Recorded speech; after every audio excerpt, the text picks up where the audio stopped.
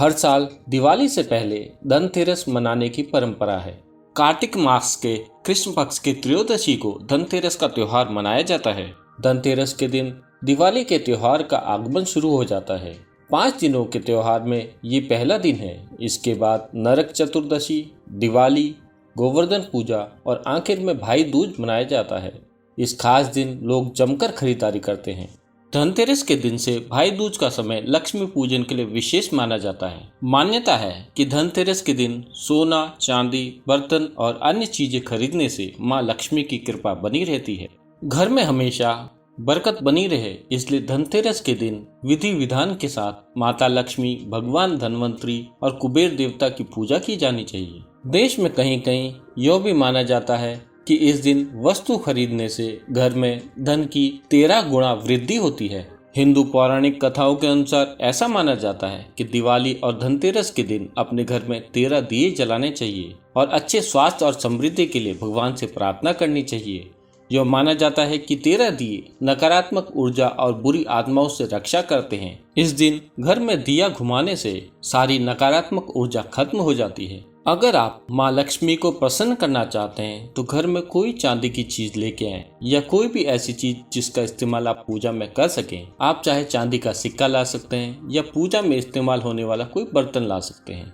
ऐसा माना जाता है कि जो लोग धनतेरस के दिन चांदी खरीद कर लाते हैं उन पर माँ लक्ष्मी की विशेष कृपा होती है। माँ लक्ष्मी को पुष्प बहुत प्रिय हैं, इसलिए धनतेरस के दिन माँ लक्ष्मी को कमल का पुष्प जरूर अर्पित करें। माँ लक्ष्मी की पूजा में नारियल, केला और लाल फल जरूर रखें। सूर्यास्त होने के बाद माँ लक्ष्मी का पूजन करें। कहा जाता है कि धनतेरस के दिन कुछ गलतियां भूल कर भी नहीं करनी चाहिए, वरना आपको पूरे साल धन का अभाव झेलना पड़ सकता है। इसलिए धनतेरस के दिन किसी भी व्यक्ति को आपको पैसे उधार नहीं देने चाहिए, न ही पैसे उधार लेना चाहिए। धनतेरस एक समृद्धि का त्योहार है। विशेष रूप से इस दिन इस बात का ख्याल रखें कि कर्ज का लेन देन नहीं करना चाहिए, क्योंकि इसे शुभ नहीं माना जाता है। ऐसा करने से माँ लक्ष्मी नाराज हो जाती हैं और आपको पूरे साल धन का अभाव झेलना पड़ सकता है। अगर आप बर्तन खरीदने की सोच रहे हैं तो कांच के बर्तन को बिल्कुल ना खरीदें, क्योंकि कांच का संबंध राहु से माना गया है। इस दिन राहु से जुड़ी हुई चीजों को घर में नहीं लाना चाहिए। इससे घर में तनाव की स्थिति पैदा होती है, खर्चे बढ़ते हैं और दरिद्रता आती है। इस दिन आप किसी लोहे की वस्तु भी ना परचेज करें। धनतेरस के दिन लोहे से जुड़ी हुई कोई भी चीज खरीदने से बचना चाहिए, इससे आपके घर में आर्थिक हानि हो सकती है। इन सब धार्मिक मान्यताओं को हम वर्षों से सुनते आ रहे हैं और वैसा ही कर रहे हैं, लेकिन क्या आप जानते हैं धनतेरस का संबंध धन से नहीं है?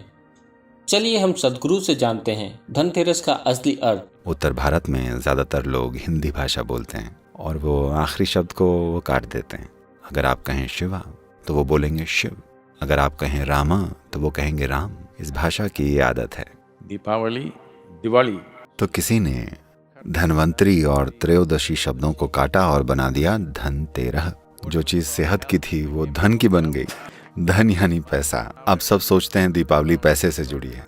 सदगुरु आगे बताते हुए कहते हैं कि यह त्योहार धन से नहीं स्वास्थ्य से जुड़ा हुआ है, क्योंकि धनतेरस की त्रयोदशी के दिन जो लोग भी उत्तरी गोलार्ध में रहते हैं उनके लिए कुछ चीजें बदल जाती हैं। जैसे सर्दियों का आगमन शुरू हो जाता है और जीवन धीमा होने लग जाता है। और आने वाली सर्दियों के मौसम से निपटने के लिए हमें क्या करना चाहिए, क्या खाना चाहिए, कैसे रहना चाहिए और कौन कौन से योगाभ्यास करने चाहिए जिससे हमारा आने वाले सर्दियों का समय स्वस्थ और उल्लास से भरा हुआ हो। इन सब का एक विज्ञान था। अपने घरों में दिए जलाना और बम पटाखे फोड़ना भी उनमें से एक था, क्योंकि सर्दियों का मौसम हमें थोड़ा सा सुस्त बना देता है, हमारी ऊर्जाएं नीचे ना गिरने लग जाएं, इसलिए ऐसा किया जाता है। ग्लोबल वार्मिंग की वजह से बेशक सर्दियां काफी धीमे से आती हैं, लेकिन धरती और सूर्य की स्थितियां तो बदल ही रही हैं, बदलाव तो हो ही रहे हैं और जीवन धीमा होता जाता है। इस मौसम में बीज भी बहुत धीरे धीरे अंकुरित होते हैं। अन्य मौसम की अपेक्षा में हम लोग सूर्य से दूर हो जाते हैं, इसलिए इस समय धीमापन आ जाता है। इस चंद्रमा के 13वें दिन से ऐसा होना शुरू होता है और इसे कार्तिक त्रयोदशी कहते हैं। और वो बताते हैं कि इसकी भरपाई के लिए भारत में तरह तरह के काम किए जाते हैं। पहले के समय में इन दिनों रंगोली बनाने का काम पुरुषों का हो जाता है। लोग सुबह सुबह उठ के सड़कों पे गाना गाते हुए जाते हैं। आजकल ये बहुत कम हो गया है, लेकिन ऐसा इसलिए किया जाता था कि उनका सिस्टम धीमा न हो जाए। सर्दियों में शायद आप रोशनी ना देख पाएं, इसलिए इन दिनों में दिए और बम पटाखे जलाने की परंपरा है ताकि आप सुस्त ना हो जाएं। लोग सुबह सुबह 4:30 बजे उठ के बम पटाखे जलाते थे ताकि सब लोग उठ जाएं और सूरज की पहली किरण आप पे पड़नी चाहिए।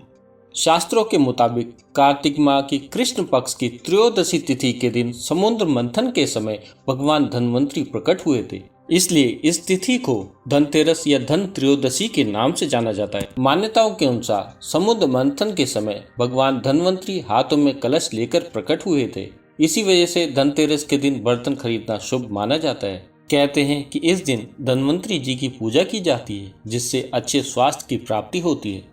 शास्त्रों में वर्णित कथाओं के अनुसार भगवान धन्वंतरी को विष्णु भगवान का अंश माना गया है और इन्होंने ही पूरी दुनिया में चिकित्सा विज्ञान का प्रचार और प्रसार किया।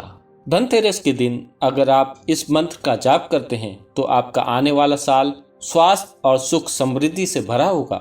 ओम धन्वंतराय नमः। ओम धन्वंतराय नमः। ओम धन्वंतराय नमः।